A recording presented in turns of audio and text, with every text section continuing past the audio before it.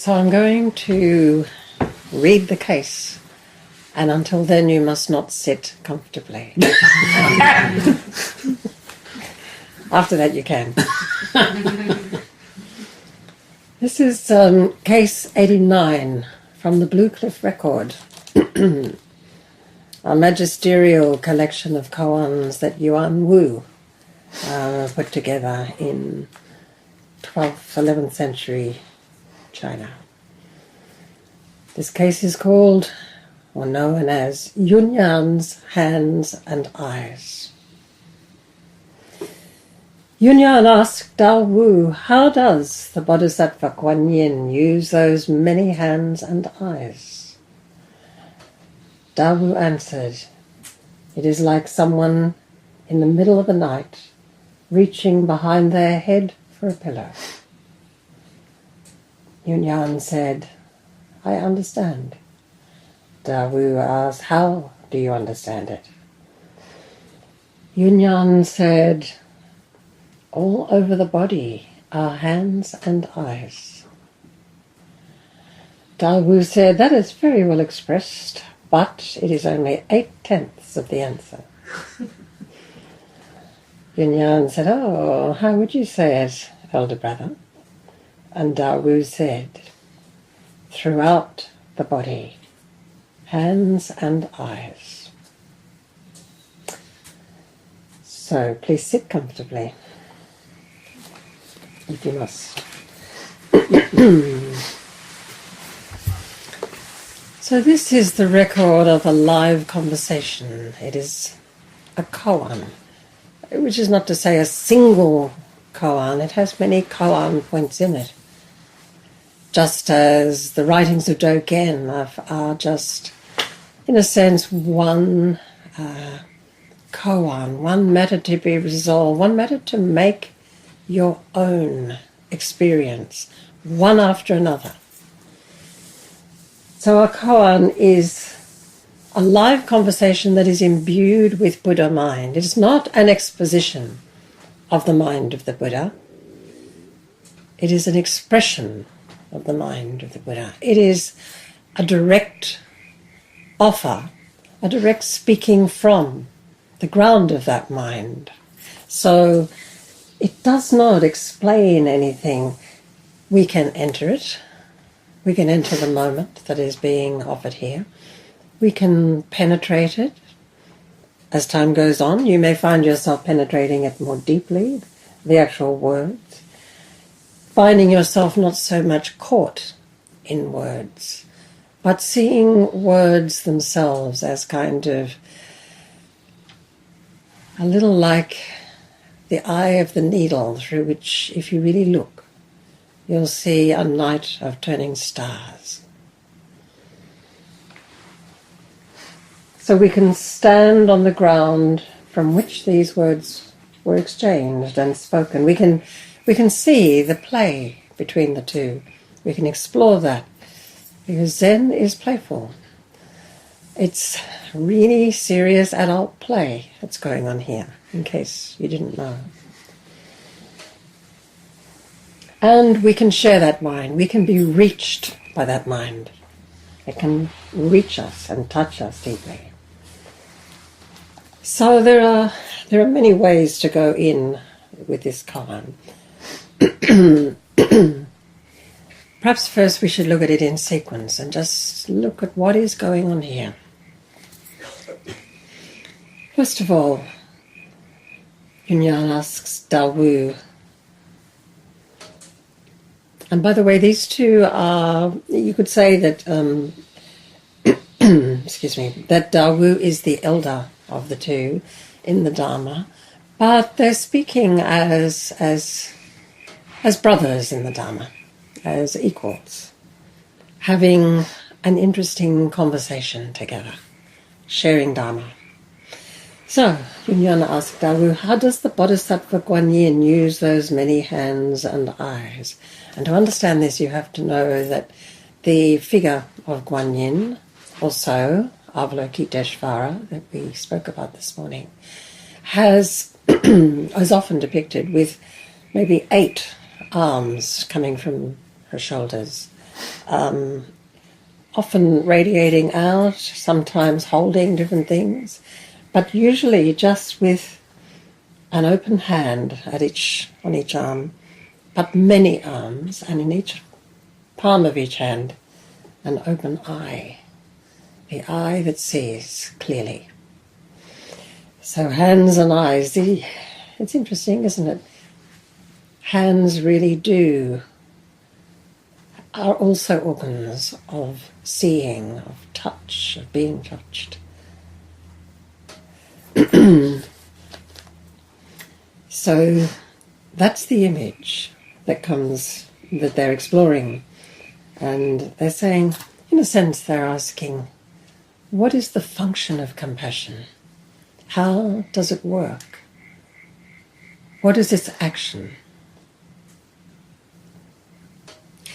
So the first response is from Da Wu, who says, and it's a beautiful image, I think, it is like someone reaching in the middle of the night for a pillow, just to reach back and pull a pillow back into the right position.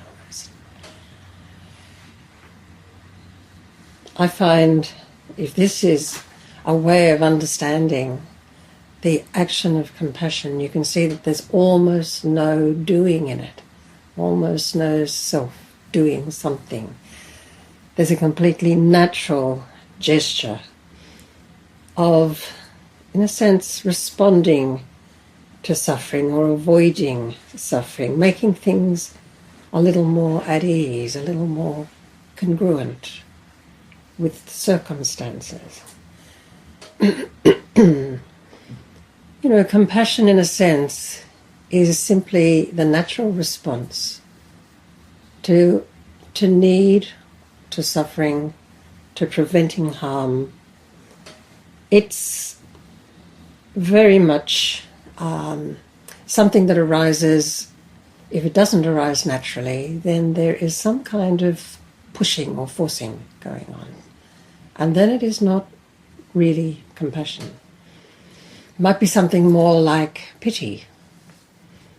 But how is pity serving you? When you pity someone, is that subtly elevating yourself and pushing down the other? Is it a subtle denigration of the completeness of the other? In compassion, completeness meets completeness. So compassion, I think it's evident throughout the world, and it's also scarce. True compassion is so deeply beautiful and valued when you see it, when you receive it, when you can give it to others, when it can flow through you or flow through you towards yourself as well.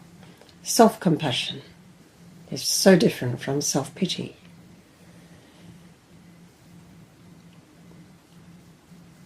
So this image of utter naturalness before thought, softer than thought, with little of the self doing anything at all. So Yunyan said, I understand. Dawu presses back, how do you understand? Very good question. To explore, when you feel you understand something, then explore how do you understand it? Like move into that more deeply, which is what they do. So how do you understand it? And then Yunyan gives his response to that question. In a sense, the question is really, how do you live that? And this is his response. All over the body are hands and eyes. Now Guan Yin has, maybe 8, a total of 16 hands and eyes. He's saying all over the body, the sentient, aware body, are hands and eyes. There's certainly, this is a way of saying there is no lack in compassion. No compassion is ever needing to be lacking. It's abundant. All over the body, hands and eyes, all over the body, responsiveness, readiness to respond. The word body is something really to look into. If you just take it as this body, you really could sort of look into the way that the body itself is a kind of miraculous collaboration of 10 trillion kinds of hands and eyes cooperating together. The systems of the body, the extraordinary harmonic of systems that can let a body become a living body and maintain itself and, heal itself. You have a cut and mysteriously it heals over. Nobody instructs it to do that. Nobody tells the body to heal. Nothing is forced. Utterly natural. These subtle, mysterious and nameless hands and eyes, seeing what is needed, providing what is needed. And not bumping into each other, at least when the body is working well, when there isn't some kind of catastrophic miscalculation, like a cancer, for example, going on. All over the body, hands and eyes. So there is that. There's also, and we speak of this at different times, we get a glimpse of this at different times. Perhaps walking in the forest we get a glimpse of it. There is, when we walk or sit in an open state, this is not the limit of the body. It becomes somewhat bigger than it was. It becomes more inclusive. It is difficult to exclude the crow call when it falls right through you, for example. And this great body, the great body of this living earth, how it works. Hands and eyes all over the body, working together. Bill Nagy, who was a remarkable Aboriginal stockman, songman, road worker, poet. He wrote a kind of long stream of poetry, I guess you could almost say essay, song really, titled Story About Feeling. And just gives you a sense of a man completely at home in the realization and awareness and joy of this great body, which is unborn and doesn't die. He speaks about it just so simply and naturally. He says, well, I'll tell you about this story, about story where you feel. Listen carefully, this. You can hear me. I'm telling you because earth, just like mother and father or brother of you, that tree, same thing, your body, my body, I suppose. I'm same as you, anyone. Tree working when you sleeping and dream. That star, working there, see? Working. I can see. Always at night, if you lie down, look careful, working, see? When you sleep, blood, bumping, pumping. So you look, you go pink, you come white. See him work? Work. In the night you dream, lay down, that star, working for you. Tree, grass, working for you. All over the body, hands and eyes. And in that beautiful, subtle, indigenous wisdom way, there's not anything tied down about this one who we are and that we share. It's E. I love the fact that he calls this intimate fact E. That's like, it's neither he, nor she, nor me, nor we. It's all of the above. It's E. So there's hands and eyes all over the body. And I guess the story that Kirk told yesterday, the Flora Courtois story, at the end of that very simple flow of, it's not like compassion was offered. Someone just held someone else's hand and said, do you want to know where I am?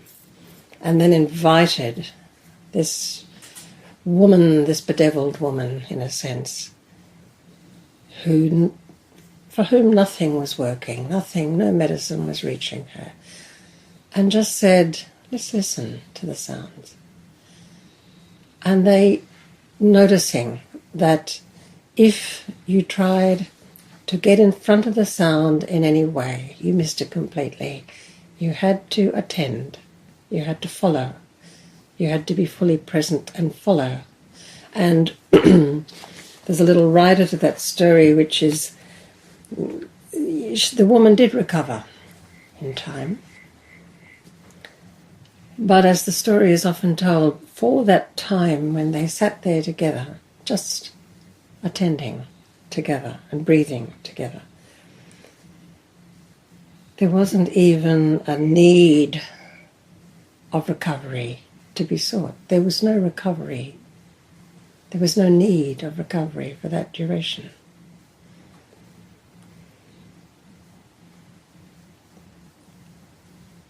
It starts to become obvious that compassion is a kind of reunion event. It's a move, or perhaps it's no move at all. It's recognition more that we are at every point taking part in an enormous kind of collaborative gathering. To have to find compassion, to have to dig it out of yourself, to have to sort of force it in some way, is already to be subtly standing apart and having to make the move, to find the move, the skillful move that brings you back.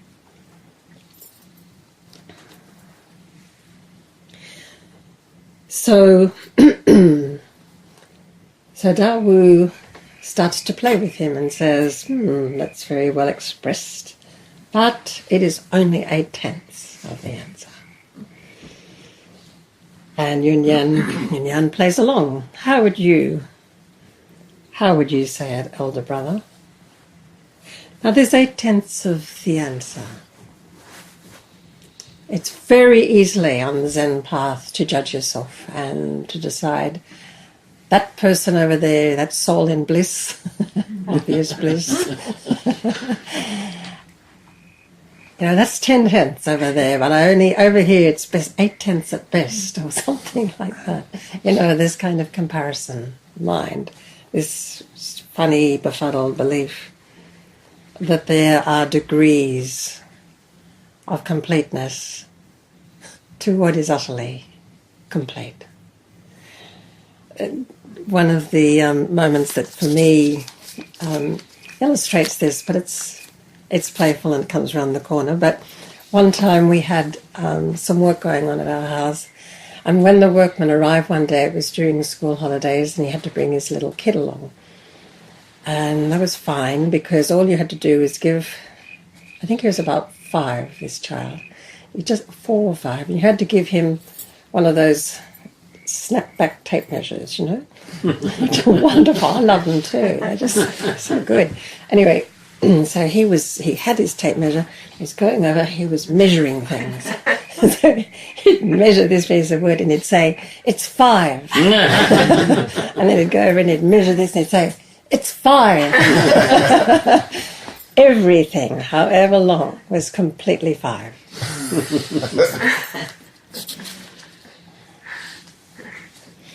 So that takes care of 8/10, I think.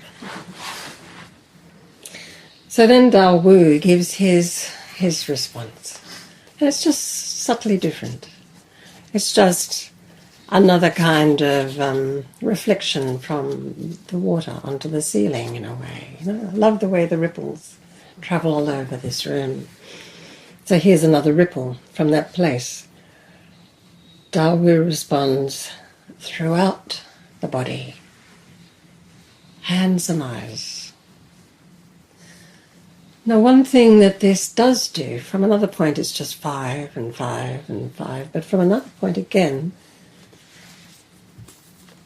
is there any outside to this astonishing reality? Is there anything outside this great body that we share with everything? Is there any outside to this matter?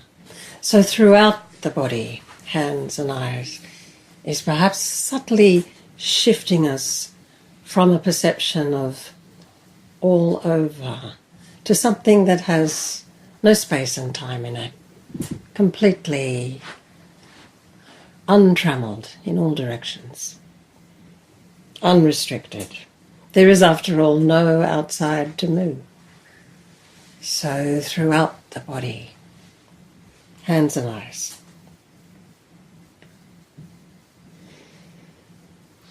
So there's actually riches in each of these responses, like reaching for a pillow in the middle of the night. All over the body are hands and eyes. Throughout the body, hands and eyes. Each of these is revealing the flow of connectedness that we call compassion. The flow, the exchange of energy, the mutuality is a kind of exchange of self and other. There is no self or other. There's no dividing line at that moment. And that kind of connectedness is reality. Any kind of positioning that we can find that is outside that connectedness is not in reality, not congruent with reality, not expressive, not in touch with reality. So we can look at that connectedness, with the eyes informed by ecology, by the sense of how an ecosystem is one kind of great unspoken, unmediated, effective collaboration between trillions of hands and eyes. Walking through the forest, you can almost sense hands and eyes.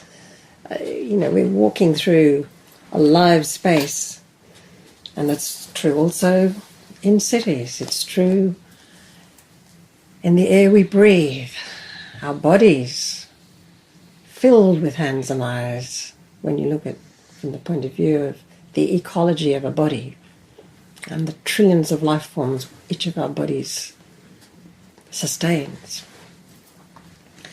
There's that aspect.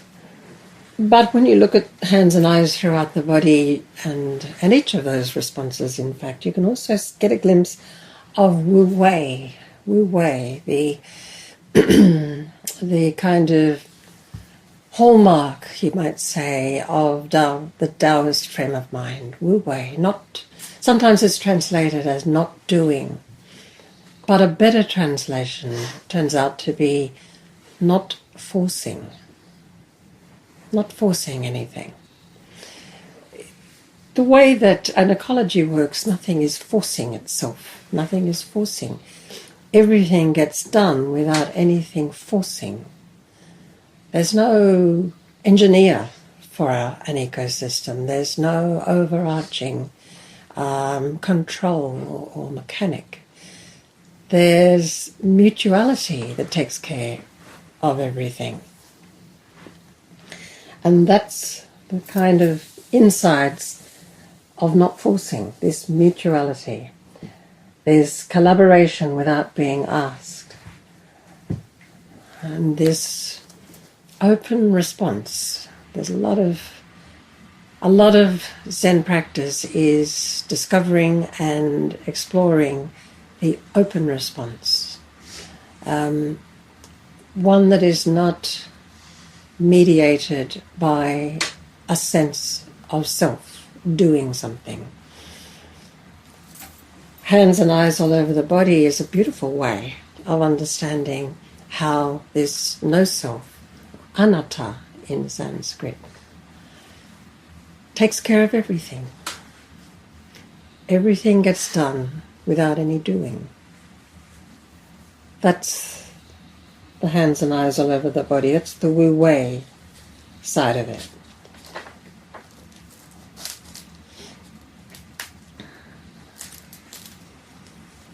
So then we come to the practical side of this.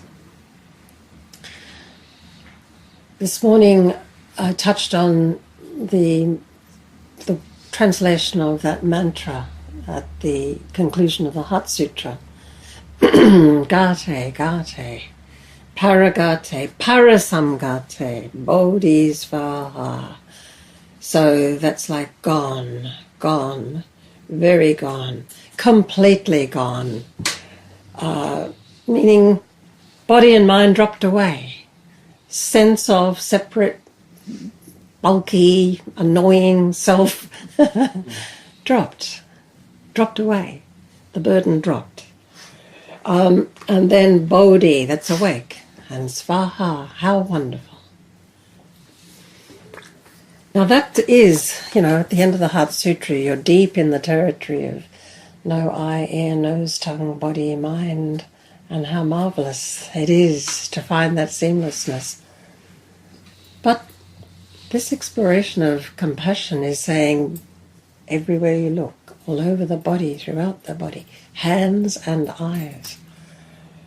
John Tarrant used to be fond of saying, he may still be fond of saying, that emptiness needs our hands and eyes and feet. It needs our human hands and eyes and feet. I mean, can you live in gone, completely gone, absolutely and thoroughly gone, in that complete emptiness? Can you stay there? Can you fill out your tax form, or let alone your response to the marriage equality? Yes, etc. No, you need to have your human hands and eyes. And that brings us to what I talked about a little this morning. What holds these two is utterly human, mortal, at times suffering, at times joyful, utterly embodied, and at the other side, not the other side at all, but here on this side, the dropped away body and mind. How are these brought together?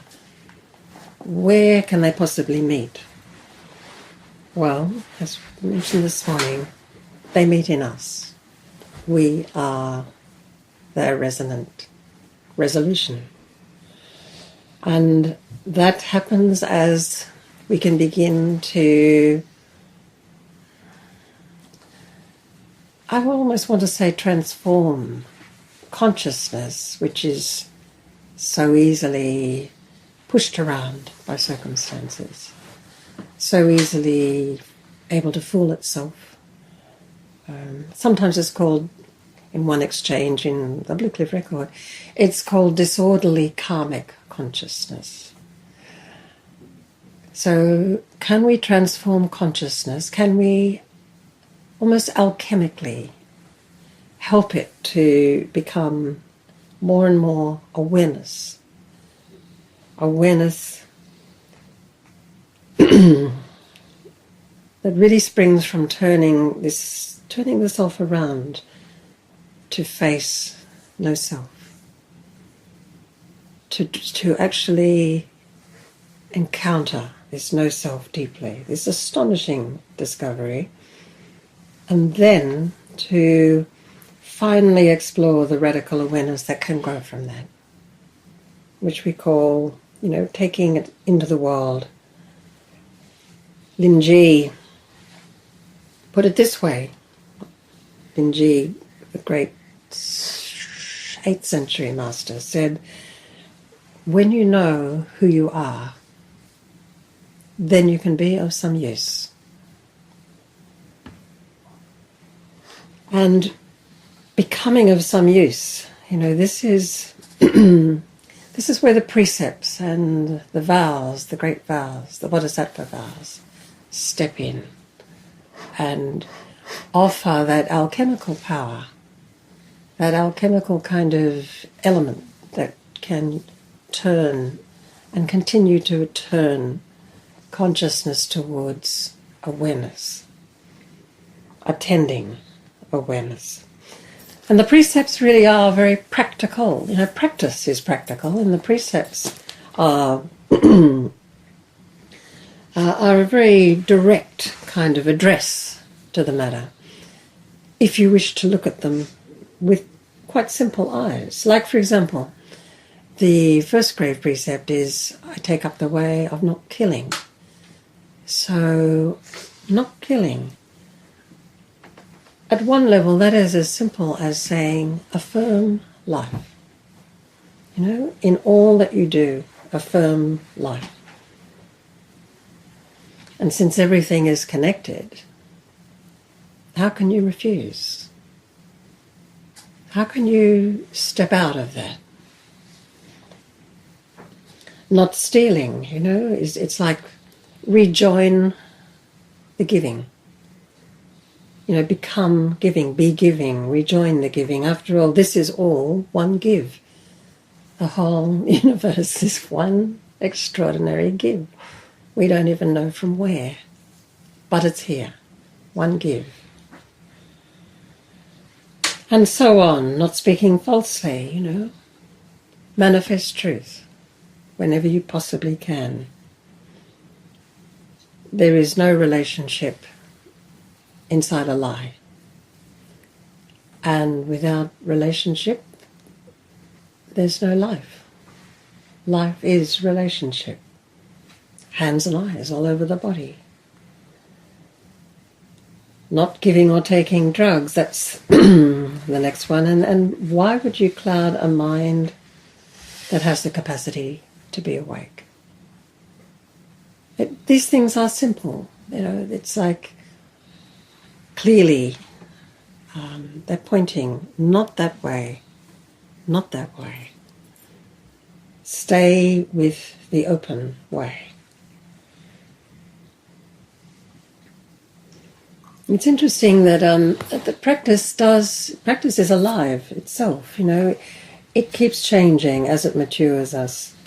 It's not just that bodies get to be more deteriorated, which they do, by the way, but it's also that the goal starts to shift from being so much directed towards some kind of blinding experience that will transform you, and it starts to turn into something more useful, I think, more practical, usable, actually more caring.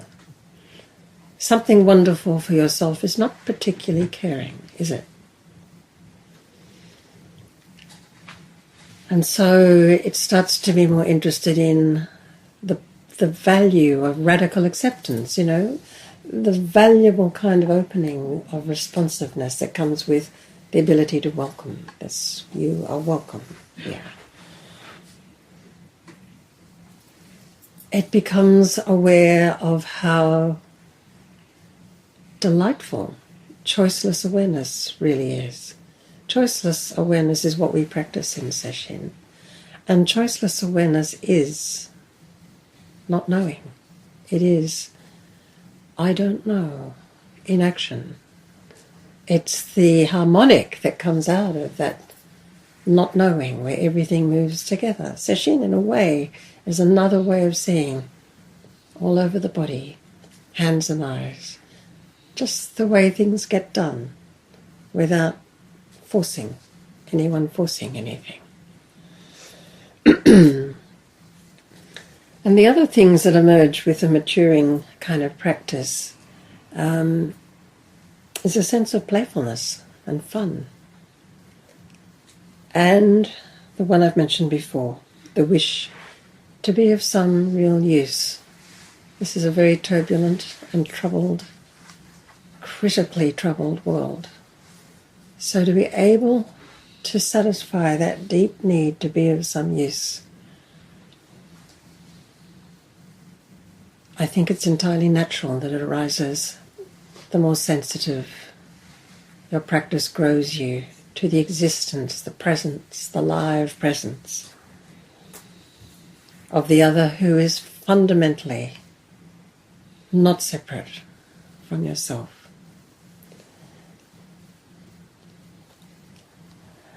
Yesterday I brought up Jacques Luceron, the man who became blind and luminously awake inside that blindness. He did survive Buchenwald. Just to give you a very potted version of what happened, at the age of about 16, 17, he became passionately drawn by circumstances, literally the invasion of France by German troops. He became a member of he was the nucleus of a resistance cell. And incidentally, I learned in the course of this that something like 3/4 of the members of the resistance in France, the French resistance, were younger than 22. They were teenagers, many of them. The people who had a little older than that tended to have family and children and dear ones who they felt could not be risked. But teenagers, well, they know they'll live forever. So off they went. But more deeply than that, they really became alive in the presence of this, sometimes a great threat, and this applies to where we are in the world right now, can really be the birth of tremendous life in people.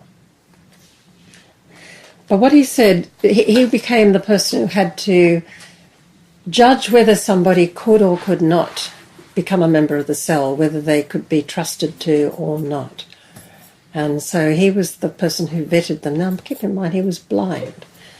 But his blindness meant that he could actually hear in the voice of the people who presented themselves. He could hear that little tiny tremor of self-forgery in the people who could not be trusted. It's very interesting. So they entrusted him with that critical job. And he made just one mistake. He had reservations, but he decided to doubt them because there were so many other reasons to really welcome this person. And in the end, all of them were betrayed and eventually wound up in Buchenwald. Hundreds of thousands, or tens of thousands of people went through Buchenwald and never came out the other end. He was one of the few survivors, very few. And this is what he said about how to survive Buchenwald. He said, you must be engaged, not live for yourself alone.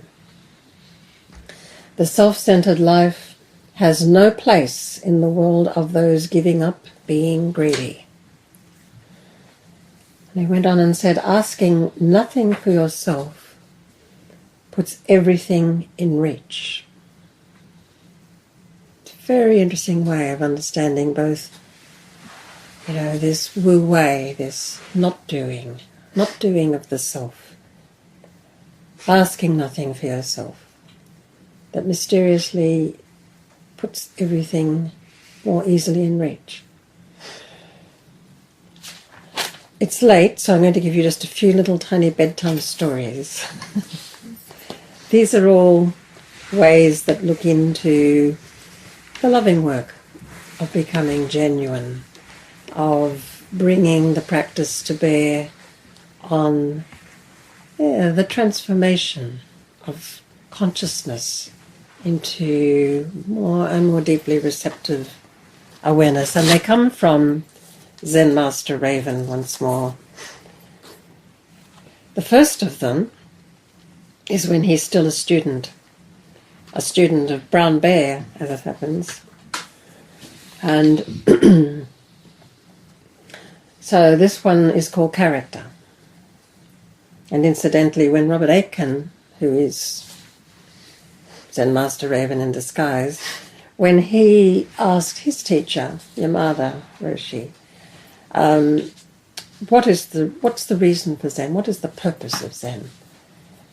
Yamada Roshi said, it is the perfection of character. One evening, in a discussion of his personal problems, Raven asked Brown Bear, what is the role of character in the practice? Brown Bear said, I try to keep my promises. The precepts are promises that we make to ourselves to try to keep. Raven said, well, I try to keep my promises too, but I'm easily distracted.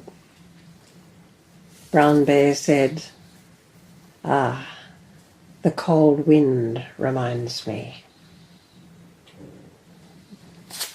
So, the cold wind reminds me. What is that cold wind? That can, if you stay tuned to it, keep you on track, not distracted. Some people might say it's mortality. That's a cold wind. It's blowing around the kidneys of all of us.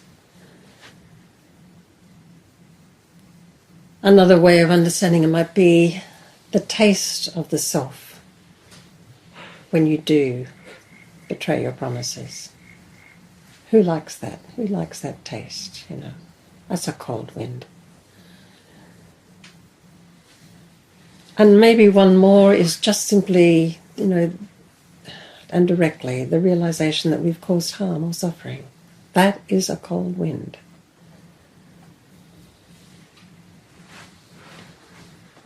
And promises, the way he's speaking of them in this exchange, really are the commitments that we make, you know, to come into a greater state of true, you might almost say. Or congruence, perhaps. The second little story is called Honour. One evening, Porcupine asked, what is the place of honour in the practice? Raven said, to be truly porcupine takes practice. Porcupine asked, come on, Roshi, you don't mean just to be true to myself. Raven said, to everybody else.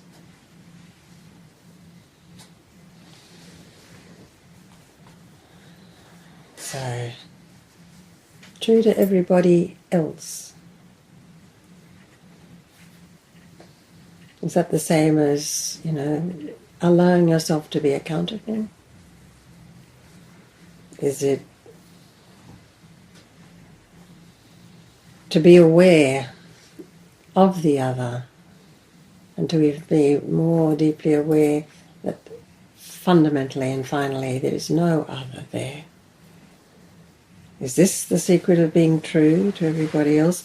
Responsive in the way that fits? Is it about mutuality in the end there? Not standing apart, but gathered in. And finally, this last one is called Uphill. Wolverine. Wolverine's a kind of tricky character, always looking for a kind of escape attempt. Wolverine asked, do you practice going with the flow? Raven asked, is that a practice? Wolverine asked, what is practice? Raven said, going against the grain. Wolverine asked, sounds hard. Raven said, uphill.